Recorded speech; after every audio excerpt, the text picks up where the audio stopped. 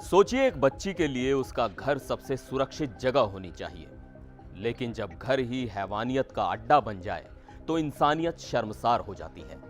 केरल के मलप्पुरम में एक ऐसा मामला सामने आया है जिसने हर किसी का खून खौला दिया।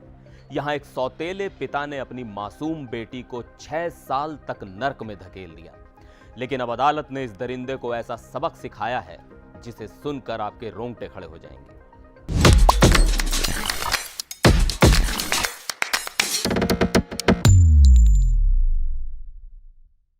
केरल के मलप्पुरम जिले के मंजेरी शहर में स्थित त्वरित विशेष अदालत ने एक ऐतिहासिक फैसला सुनाया है।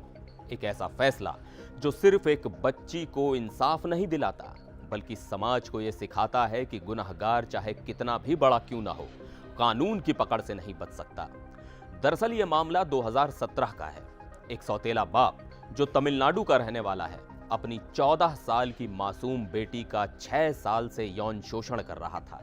यह घिनौना खेल तब शुरू हुआ जब बच्ची सिर्फ 8 साल की थी। आप सोचिए, मासूमियत की उस उम्र में जब बच्चों को यह भी नहीं पता होता कि सही और गलत क्या है, तब यह इंसान जिसे बच्ची पापा कहकर बुलाती थी, उसकी जिंदगी को जहन्नुम बना रहा था। लेकिन कहते हैं ना, हर रात के बाद सवेरा आता है। एक दिन बच्ची ने अपनी सारी पीड़ा अपनी मां को बताई। अब ये मां, जो खुद तमिलनाडु से थी और अपने पति को शायद सब कुछ मानती थी, उसने भी हिम्मत दिखाई, सीधा जाकर पुलिस में शिकायत कर दी।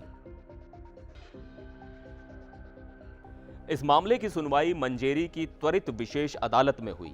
न्यायाधीश अशरफ एएम ने इस हैवान को दोषी ठहराया। अब ऐसा फैसला आया जिसे सुनकर ये दरिंदा और बाकी ऐसे दरिंदे कांप उठे।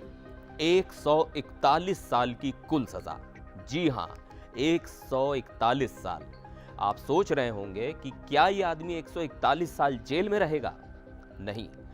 दरअसल अदालत ने पॉक्सो, आईपीसी और जुवेनाइल जस्टिस एक्ट 2015 के अलग अलग प्रावधानों के तहत अलग अलग सजाएं सुनाई। उन सभी सजाओं को जोड़कर यह सजा कुल 141 साल की हुई। अदालत ने कहा कि उसे कुल 40 साल जेल की सजा भुगतनी होगी, क्योंकि यह सबसे लंबी सजा है और बाकी सजाएं भी इसी के साथ साथ चलेंगी। इसके साथ ही अदालत ने उस हैवान बाप पर 7,85,000 रुपए का जुर्माना भी ठोका और यह भी आदेश दिया कि पीड़िता को मुआवजा दिया जाए ताकि उसका भविष्य बेहतर बन सके।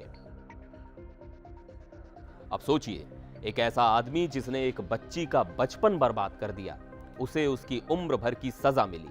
यह सजा सिर्फ इस बच्ची का दर्द नहीं मिटाएगी, बल्कि ये बाकी ऐसे गुनहगारों के लिए एक कड़ा संदेश जरूर है।